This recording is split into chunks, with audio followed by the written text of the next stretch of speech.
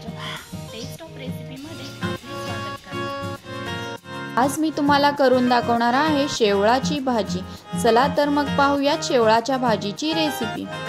या ठिकाणी मी शेवळाची भाजी कापून घेतलेली आहे आणि त्या शेवळाच्या भाजी सोबत आपल्याला बोडक्याचा पाला सुद्धा मिळतो। तो बोडक्याचा पाला आणि शेवळा कापून घेतलेली शेवळाची भाजी आपण एका टोपामध्ये टाकून त्यात आपण थोडं पाणी ठेवून ती उमवून घेणार आहोत।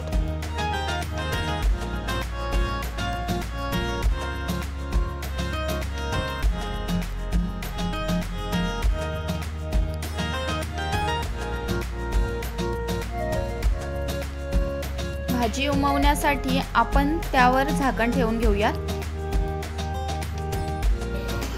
10 मिनिटं आपण शेवळाची भाजी उमवून घेतलेली आहे। या ठिकाणी तुम्ही बघू शकता। त्यासाठी आपल्याला लागणार आहे साहित्य। चला तर मग पाहूयात साहित्य। हळद, मसाला, मीठ, गरम मसाला, धनेपूड, चिंच आणि वाटण, तसेच उमवून घेतलेली शेवळाची भाजी आणि तेल आणि कांदा। आता आपण गॅस लावून घेणार आहोत। त्यावर एक पॅन ठेवलेला आहे। त्या पॅन मध्ये मी तेल टाकत आहे। तेल थोडंसं गरम झाल्यानंतर आपण त्यामध्ये कांदा टाकणार आहोत।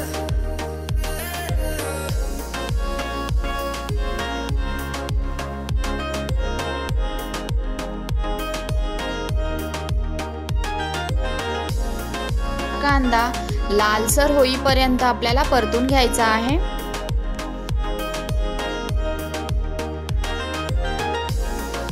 त्यानंतर आपण त्यामध्ये टाकत आहोत 1 चमचा लाल तिखट,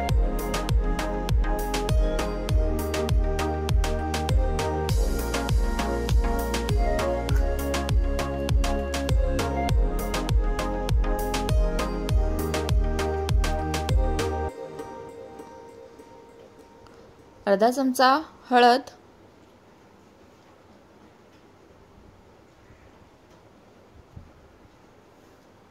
एक चमचा गरम मसाला,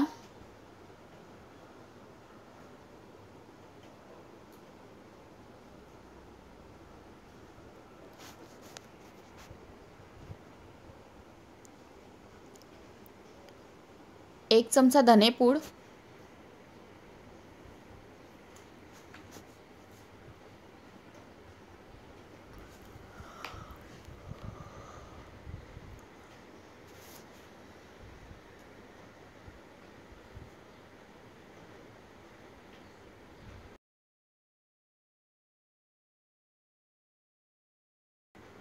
आणि त्यामध्ये आपण आता वाटण टाकणार आहोत।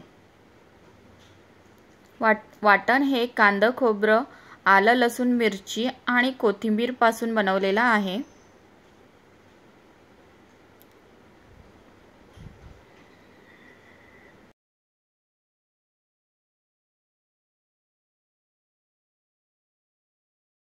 या ठिकाणी तुम्ही बघू शकता आपल्या वाटणाला छानपैकी असं तेल सुटायला लागलेलं आहे। आता यामध्ये आपण उमवून घेतलेली भाजी घालणार आहोत।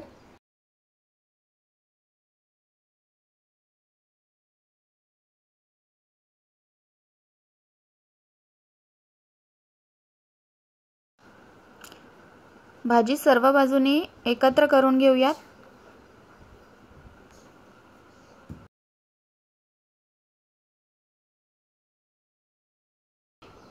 त्यानंतर त्यामध्ये आपण चवीपुरते मीठ घालत आहोत।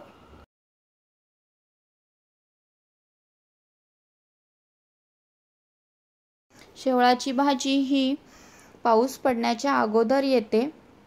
आदिवासी लोक ही भाजी विकायला घेऊन येतात।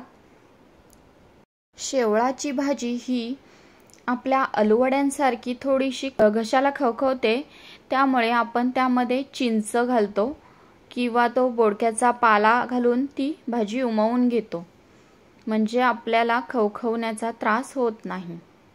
जर ही भाजी तुम्हाला सुकी आवडत नसेल, त्यामध्ये तुम्हाला थोडं ग्रेव्ही टेक्स्चर हवं असेल, तर तुम्ही यामध्ये उमवून घेतलेलं पाणी सुद्धा घालू शकता। आता यावर आपण झाकण ठेवून 5 मिनिटं ही भाजी शिजण्यासाठी ठेवून देणार आहोत।